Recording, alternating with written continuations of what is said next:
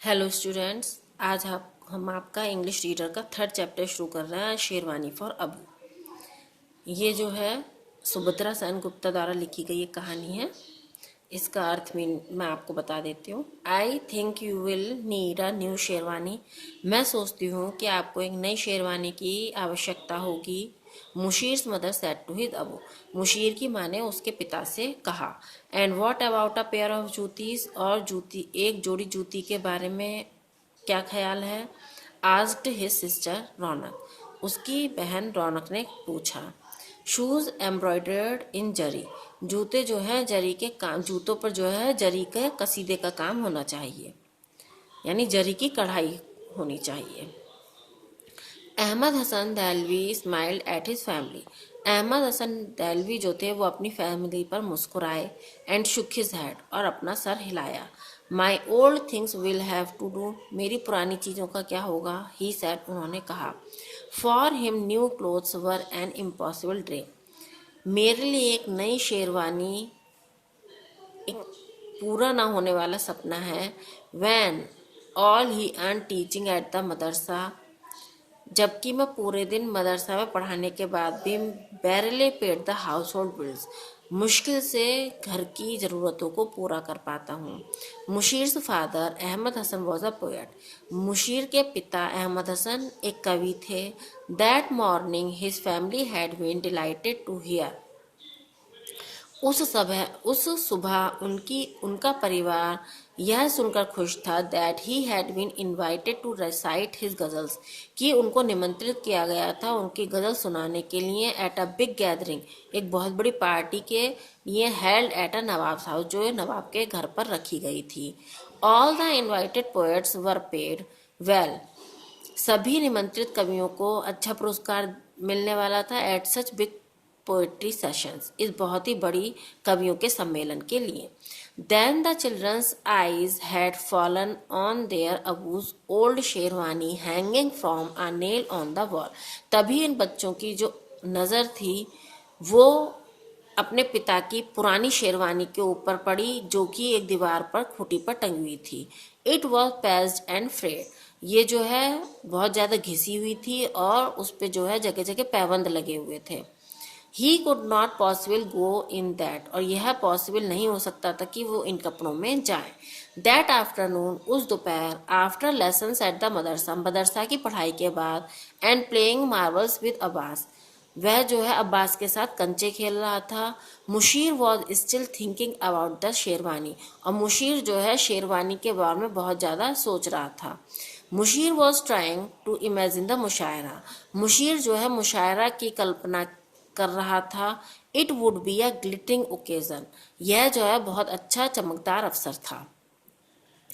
His Abu had sad, उसके अबू ने कहा था that great poets like Zauq sahib had been invited, कि जो बड़े कवि हैं जैसे जौक साहिब वो भी वहाँ पर निमंत्रित होंगे।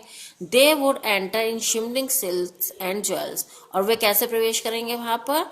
चमकदार सिल्क के कपड़ों में और ज्वेलरी में। And his Abu would sit in a corner, और उसके जो पिता होंगे वो कोने में बैठे होंगे। ट्राइंग टू हाइड, किस चीज़ का प्रयास कर रहे होंगे छुपाने का? The frayed sleeves of his sherwani, अपनी शेरवानी की जो घिसी हुई आस्तीन है उनको। वेयरिंग हिज ओल्ड शूज, और उन्होंने पुराने जूते पहन रखे होंगे। एंड अ क्लॉथ कैप, और कपड़े की टोपी लगा रखी होगी। मुशीर फेल्ट अपसेट, और मुशीर जो है बहुत ज़्यादा दुखी हो रहा था ये सब सोचकर। Look, Abbas was staring up at the sky. देखो, अब्बास जो है आसमान की तरफ बहुत ही आंखें गड़ाकर देख रहा था। The mad old Nawab is flying his gold tailed kite again. पागल बूढ़ा नवाब फिर से अपनी पतंग को उड़ा रहा है। कैसी पतंग थी? हिज गोल्ड टेल, जिसकी जो है सोने की टेल थी। Bakhtiyar Khan was an old eccentric Nawab, eccentric कहते हैं सनकी को। बख्तियार खान एक बूढ़ा सनकी नवाब था। Who lived in their lane, जो उनकी गली में रहता था। All he ever wanted to do in life was fly kites, और वो अपनी पूरी लाइफ में क्या चाहता था? पतंग उड़ाना। His kites always had a tail made of real gold thread, और उसकी जो पतंग की टेल थी वो हमेशा किसकी बनी होती थी? रियल गोल्ड के धागे की, यानी वास्तविक जो सोना है उसके धागे की। All the boys in the मोहल्ला kept an eye on his kites, और मोहल्ले के जितने भी सभी लड़के उसकी पतंग पर नजर रखते थे।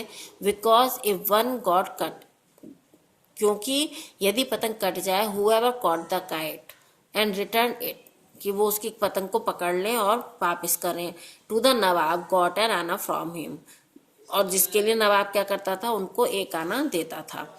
एज दे वॉज, वे जैसे ही वो देख रहे थे, अ ब्लैक एंड रेड काइट, एक काली और लाल पतंग, स्वेप्ड माने वैसे तो होता झपट्टा मारना, एकदम से आई, and swept across the sky, और अचानक से उसने दिशा बदली, towards the Nawab's white and gold one, किसकी तरफ उसने दिशा बदली, नवाब की सफेद और जो गोल्ड की पतंग थी उसकी तरफ।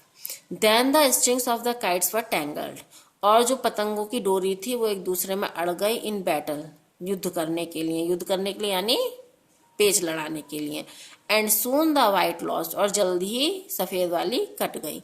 And the boys were running to catch it, और सभी लड़के जो दौड़ पड़े उसको पकड़ने के लिए, as it floated down lazily from the sky, जो कि आसमान से धीरे धीरे नीचे की तरफ बह रही थी। द बॉयज स्प्रिंटेड, लड़के पूरे बेग से यानी पूरी गति से भाग रहे थे, थ्रो द लेन, गली में, एंड कॉट द काइट, और उन्होंने पतंग को पकड़ा, even before it hit the ground, इससे पहले कि वो जमीन पर गिर जाए। दे knocked on the Haveli gate, उन्होंने हवेली के गेट को खटखटाया। A small side door open, एक जो छोटा साइड का दरवाजा था वो खुला। And the nawabs old personal servant, और जो नवाब का बूढ़ा व्यक्तिगत नौकर था वो जो है फकरू मियाँ, वो जो है पियर्ड आउट एट देम, बाहर आए। द बॉयज वर सरप्राइज, जो लड़के थे वो सरप्राइज हो गए, आश्चर्यचकित हो गए।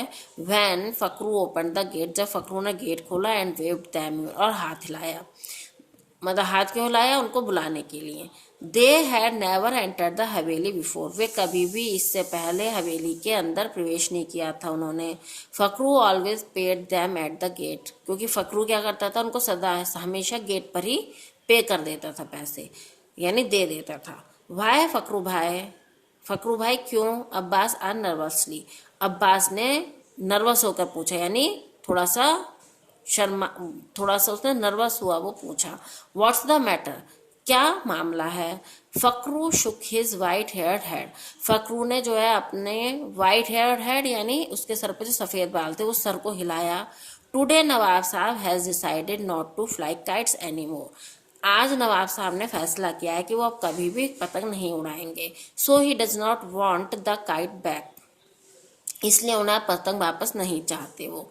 And Fakru gave a deep sigh, और फकरू ने जो है गहरी सांस छोड़ी। How can that be, the boys exclaimed, लड़के चिल्लाए, हाउ कैन दैट बी, ऐसा कैसे हो सकता है। Nawab Sahab can not give up kites, Nawab Sahab जो है वो पतंग उड़ाना कैसे छोड़ सकते हैं। ही एडोर्स काइट फ्लाइंग, उन्हें तो पतंग उड़ाना बहुत पसंद है। जस्ट देन नवाब बख्तियार खान केम, तभी जो है नवाब बख्तियार खान बाहर आए, stomping out into the courtyard, अपने आंगन से कैसे भारी कदमों से। ही ग्लेयर्ड एट द चिल्ड्रन, उन्होंने बच्चों को घूरा, ग्लेयर्ड कहते हैं क्रोधित होकर देखना, तो उन्होंने बच्चों को क्रोधित होकर देखा। What are these boys doing here, ये लड़के यहाँ क्या कर रहे हैं। They came to return the kite huzoor, अब किसने दिया जवाब, किसने दिया, जो उनका सर्वेंट था उसने जवाब दिया, they came to return the kite huzoor, कि ये जो है पतंग को वापस करने आए हैं। अब इससे आगे की जो आपको समरी है वो मैं आपको कल बताऊंगी नेक्स्ट वीडियो में।